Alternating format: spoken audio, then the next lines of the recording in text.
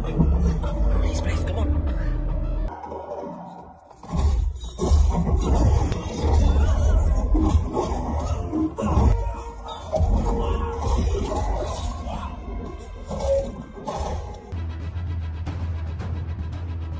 हमने बात की थी कि हम एक दूसरे के घर में नहीं घुसेंगे. Halo sahabat, Assalamualaikum. Apa kabar? Semoga sehat selalu dan senantiasa berbahagia. Terima kasih sudah subscribe dan selalu setia menyimak video-video SLMT-TV. Semoga Tuhan Yang Maha Kuasa selalu memberikan rezeki yang berlimpah ruah dan juga berkah untuk sahabat-sahabat semua. SLMT-TV tentunya selalu hadir menemani waktu bersantai sahabat dengan alur cerita film-film pilihan. Kali ini SLMT-TV menghadirkan sebuah alur cerita dari film yang berjudul Kappa. Film ini menceritakan tentang seorang suami yang tidak percaya atas masa lalu istrinya yang merupakan seorang pemimpin gangster hingga ia berkenalan dengan kepala gangster lain yang mengubah semua jalan cerita hidupnya. Ia pun terlibat kasus-kasus yang di luar kebiasaan dan di luar yang biasa ia hadapi selama ini. Seperti apa kisah selengkapnya, simak alur ceritanya berikut ini. Dan tanpa perlu berlama lagi, langsung saja ini dia alur cerita filmnya.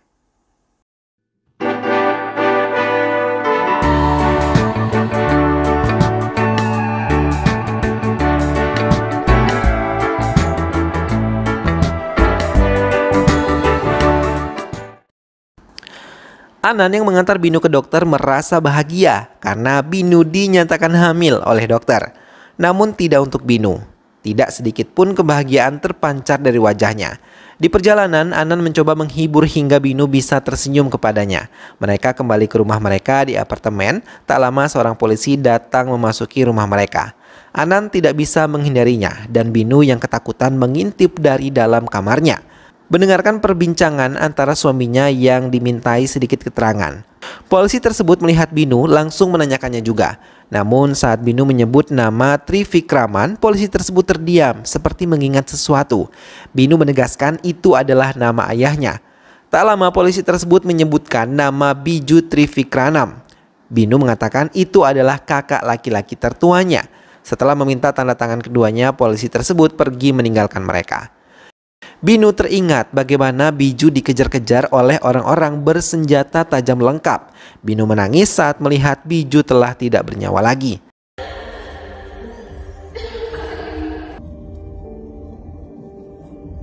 Tanpa sepengetahuan Binu, Anan menemui polisi yang tadi. Ia mengatakan tentang masa lalu Binu. Ia menceritakan kalau Binu telah dihabisi bukan karena meninggal kecelakaan. Polisi tersebut mengatakan di Kerala ada hukum yang disebut Kappa. Ini tidak tersentuh hukum selama bertahun-tahun. Dan setelah pergantian Perdana Menteri, mereka diminta untuk menghukum semua anggota Kappa. Hingga mereka berhasil menangkap 2.550 gangster. Salah satu pemimpin gangster tersebut adalah Binu. Anan tertawa mendengar apa yang dikatakan oleh polisi tersebut dan meminta menghentikan candaannya. Tapi polisi tersebut memberikan sebuah file yang berisi tentang masa lalu Binu. Anan terkejut ketika ia benar-benar melihat nama Binu termasuk di daftar gangster yang telah ditangkap. Anan tetap tidak mempercayai apa yang dikatakan oleh polisi tersebut, tapi polisi itu meminta Anan untuk berhati-hati. Anan kembali menemui inspektur polisi. Di tempat itu ia dijelaskan kalau Trivandrum adalah sebuah tempat kecil yang terdapat gangster yang merupakan anggota dari keluarga sendiri dan memimpin gangster tersebut adalah Binu. Polisi itu juga menyebutkan nama Kota Madu, salah satu nama pemimpin gangster yang paling ditakuti di areanya karena ia diketahui sebagai pembunuh buji.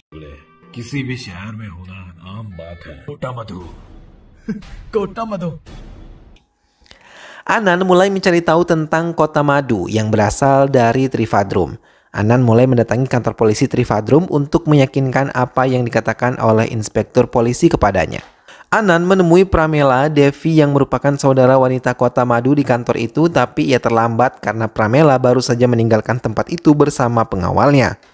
Keesokan harinya ia datang kembali untuk mencari Pramela. Tapi kali ini pengawal pribadinya yang menemui Anan. Ia dan temannya membawa Anan ke sebuah mobil dan pergi meninggalkan kantor tersebut. Di dalam mobil tersebut Anan merasa bingung karena ia dibawa ke sebuah tempat yang terlalu banyak preman menjaga rumah tersebut. Ia diperkenalkan oleh Ika, salah satu penjaga rumah tersebut.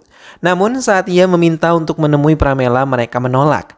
Beruntung Pramela menelpon dari dalam rumahnya hingga Anan menerobos masuk ke rumah Pramela. Melihat kedatangan Anan, Pramela terkejut. Anan segera memperkenalkan dirinya dan menceritakan bagaimana ia tahu tentang Biju Trivikraman yang terbunuh di Kaitamuku. Pramela terkejut. Tak lama Ika datang dan ingin membatalkan niat Anan untuk menemui Kota Madu. Ia pun ditarik anak buah Pramela untuk menjauh dari rumah tersebut. Anan kembali ke rumahnya dan melihat Binu tengah tertidur pulas. Keesokan harinya ia mengantar Binu kembali ke stasiun karena Binu memutuskan untuk pergi keluar kota. Setelah mengantar Binu, Anan terkejut melihat Kota Madu dan mengawalnya mendekati mereka. Kota Madu menunjukkan kalau Binu kini bersama orangnya dan mengancam akan menghabisinya. Anan memohon untuk melepaskan Binu karena ia tengah mengandung anak mereka. Kota Madu menekannya untuk mengatakan siapa yang menyuruhnya mendatangi Pramela yang merupakan istrinya, bukan saudara perempuannya. Anan mengatakan tidak ada yang menyuruhnya dan memohon agar ia ingin mencari tahu siapa istrinya sebenarnya. Kota Madu tidak menghiraukannya dan pergi meninggalkan Anan. Kota Madu kemudian mendatangi inspektur yang telah banyak cerita tentang dirinya kepada Anan. Inspektur tersebut ketakutan dan mengatakan ia tidak mengirimnya. Itu semua keinginannya sendiri. Inspektur juga menjelaskan bagaimana Binu yang masuk organisasi Kapa. Kota Madu menekan inspektur untuk tidak lagi ikut campur dalam urusannya. Sementara di tempat lain banyak pekerja yang melakukan protes dengan apa yang telah dilakukan oleh Kota Madu tidaklah sesuai. Kedua belah pihak pun berkelahi dan tak lama Kota Madu datang meminta penjelasan di antara keduanya. Salah satu dari mereka menjelaskan pokok masalahnya hingga Madu menyelesaikannya dengan caranya sendiri. Ia menekan penantangnya untuk menghadapinya satu persatu. Semua pekerjaan yang menentang Madu pun maju membawa senjata tajam yang mereka miliki. Tapi Madu yang menghadapi mereka seorang diri tidak merasa kesulitan hingga satu persatu berhasil ia lumpuhkan. Setelah membereskan mereka, Madu menekan mereka untuk tidak lagi menentang dirinya dan bekerja sesuai dengan pekerjaan mereka. Selanjutnya, Madu pergi meninggalkan mereka. Kota Madu yang kali ini datang ke pernikahan salah satu rekannya. Tak lama, pejabat kota mulai mendekatinya dan mencoba menjilatnya sambil memohon maaf atas kesalahpahaman yang terjadi di tambang batu. Tapi Kota Madu tidak mempedulikannya, malah pergi meninggalkannya bersama anak buahnya yang lain. Saat ia berada di luar, seorang pemuda memohon masuk ke pesta itu untuk bisa mendapatkan makanan. Kota Madu mengizinkannya dan memperbolehkannya makan sepuas yang ia mau. Di dalam mobil, ia meminta anak buahnya untuk mendatangi ibu dari pemuda tersebut, yang menurutnya tidak baik-baik saja. Keesokan harinya, pembunuhan terjadi secara brutal di area perkotaan. Mereka menghabisi dengan kejam semua pengunjung toko dan pergi meninggalkan begitu saja. Ia teringat dirinya pernah merasakan hal yang sama, hingga ia ditolong oleh seorang pemuda. Banyak hal yang diajarkan kepadanya, bahkan ibunya pun diperhatikan. Namun ia tidak menyadari telah menjadi salah satu kurir pembawa obat-obatan terlarang untuk menjebak musuh-musuh penolongnya. Hingga tertangkap polisi dan dalam pemindahannya ke rumah tahanan yang lain, mereka mulai untuk merencanakan menghabisinya dengan menggunakan Kota Madu sebagai medianya. Madu menurutinya dan melempar bola yang telah dirakit menjadi peledak, hingga musuhnya tewas begitu mengenaskan di hadapan penjara. Kota Madu secepatnya dibawa dan dilindungi. Madu menarik napasnya mengingat peristiwa kelam yang pernah hadir di dalam hidupnya. Pramela mencoba mengingatkan tentang keluarga Madu pada suaminya, tapi Madu sama sekali tidak ingin mengingatnya.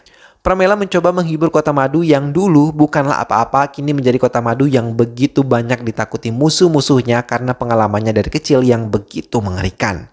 Inspektur menemui Anan. Ia meminta Anan mengirimkan surat pada DSP besok pagi yang berisi tentang semua yang akan ia bacakan besok pagi.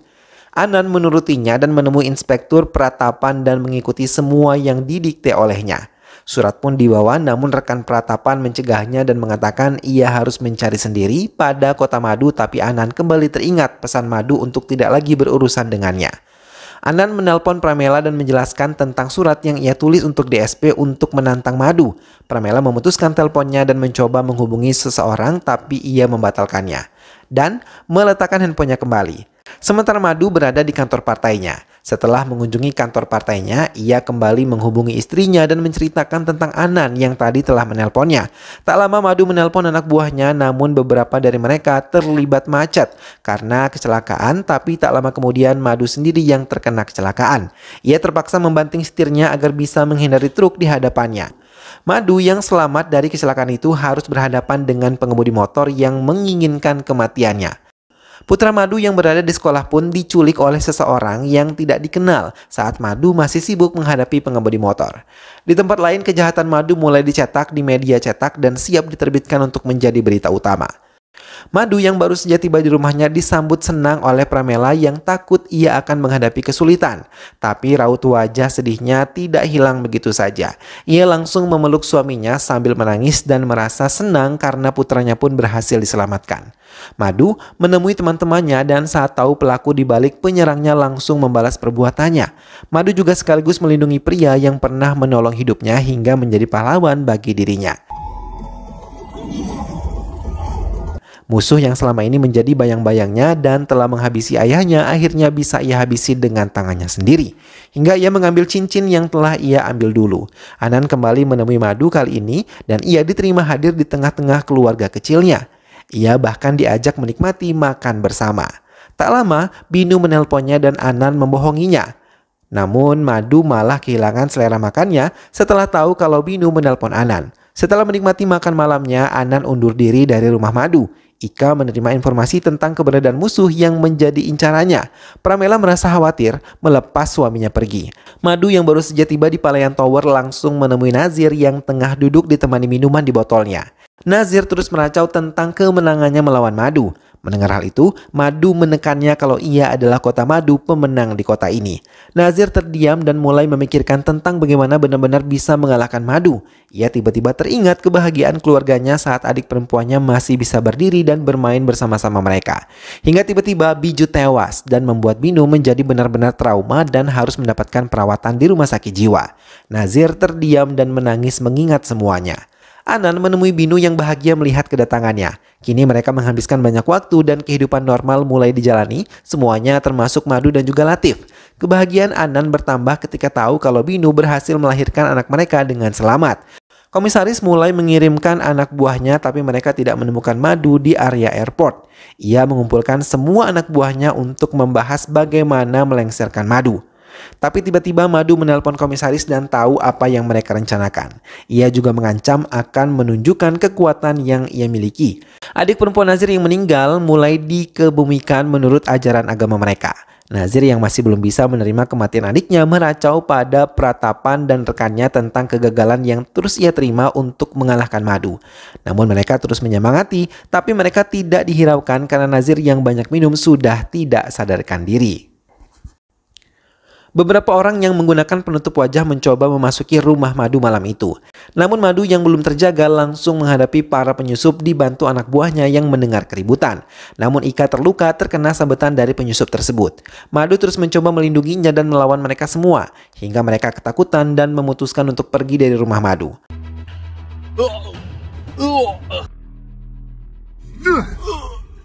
Madu mengirim anak buahnya untuk mendatangi kediaman Pratapan dan menyeretnya keluar dari rumahnya untuk menemui Madu. Ia diancam untuk tidak lagi mendekati rumahnya terlebih melukai anak dan juga istrinya. Setelah mengancamnya, Madu pergi membawa anak buahnya.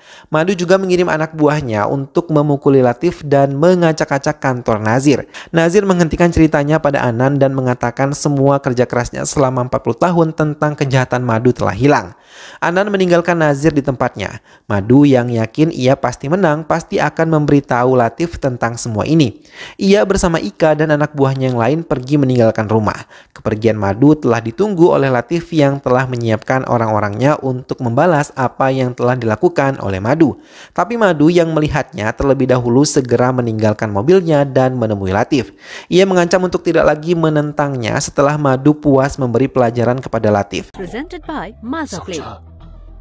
Namun saat ia meninggalkan Latif, tiba-tiba pria yang telah ia tolong berdiri di hadapannya dengan menyembunyikan sesuatu di tangannya. Madu terkejut ketika ia melihat bola kasti yang pernah ia lempar dan berisi peledak. Ia benar-benar terperangah terlebih ketika melihat pria itu melemparkannya ke arahnya. Tak lama bunyi ledakan pun terjadi. Anan yang berada di tempat itu terkejut, begitupun Ika dan teman-temannya yang lain. Semua anak buah Madu menangis melihat itu semua. Nazir dan Latif tertawa melihat apa yang telah mereka lakukan berhasil, namun tidak dengan Anan. Ia merasa sedih dan juga terpukul. Ia bercerita kalau apa yang dikatakan oleh Pramela adalah kejujuran dibandingkan apa yang mereka ceritakan tentang Madu. Kota Madu yang tewas dalam ledakan itu membuat duka terdalam di antara semua pendukungnya. Anan mencoba menghentikan mobil Pranatap hingga mobil tersebut menabrak dinding. Anan keluar dari mobil tersebut dengan luka di tubuhnya dan ia ingin menghadiri acara kremasi Madu. Tak lama Anan menelpon Pramela. Ia ingin melihat Madu untuk terakhir kalinya, tapi Pramela melarang. Ia takut Anan dilukai walaupun Anan mengatakan ia tidak tahu apa-apa mengenai penyerangan ini. Pramela mengatakan pada Ika, tapi Ika tetap ingin menghabisi Anan bila ia berani datang. Anan benar-benar datang ke area kremasi. Namun anak buah Madu tidak mengizinkannya mendekati. Tak lama Ika datang dan mengizinkannya masuk karena permintaan dari Pramela. Bila tidak, ia akan menghabisi Anan sekarang juga. Anan menangis di hadapan jenazah Madu dan langsung mendekati Pramela. Ia terus mengatakan ia tidak menghabisi Madu. Pramela segera mengusir Anan karena ia telah melihat Madu terakhir kalinya. Anan menurutinya dan pergi dari tempat itu. Pramela menemui Iyas di kantor kepolisian dan mengatakan kalau Madu tetap akan menjadi pemilik penambang, hanya ia yang akan mengurus semuanya. Setelah itu Pramela pergi bersama Ika. Tak lama Pratapan datang menemui Pramela di kediamannya sambil memberikan sebuah bungkusan. Ika menerima bungkusan tersebut dan menerima kalung, jam yang pernah digunakan oleh Madu sebelum meninggal dunia. Pramela berniat membalas kematian suaminya dan menggantikan posisi suaminya. Ia menghubungi Anan dan memintanya menyerahkan telepon tersebut kepada Binu. Ia memperkenalkan diri dan tahu kalau Binu di balik ini semua. Binu mengiyakan dan ia yang telah mengambil cincin yang digunakan Madu saat kematiannya. Binu menerangkan ia adalah pemimpin gangster yang menentang Madu selamanya, walaupun harus mengorbankan suaminya sendiri. Dan film pun selesai. Nah sahabat, itulah tadi alur cerita dari film yang berjudul Kappa. Anan tidak pernah menyangka bahwa dirinya akan terlibat dalam kejadian pembunuhan Madu yang merupakan seorang pemimpin gangster terkenal. Ia juga tidak mempercayai bahwa istrinya juga merupakan pemimpin gangster yang cukup besar dan juga dikenal oleh banyak orang. Meskipun pada akhirnya ia hidup damai dengan istrinya, ia tidak mengetahui bahwa konflik antara istrinya dan istri dari Madu baru akan dimulai. Semoga sahabat semua terhibur setelah menyimak alur cerita film ini. Terima kasih sudah menonton dan terus saksikan alur cerita film lainnya hanya di SLMT TV. Dukung selalu SLMT TV dengan cara klik like, comment, share, dan juga subscribe. Sampai ketemu lagi, jangan lupa jaga kesehatan dan wassalamualaikum.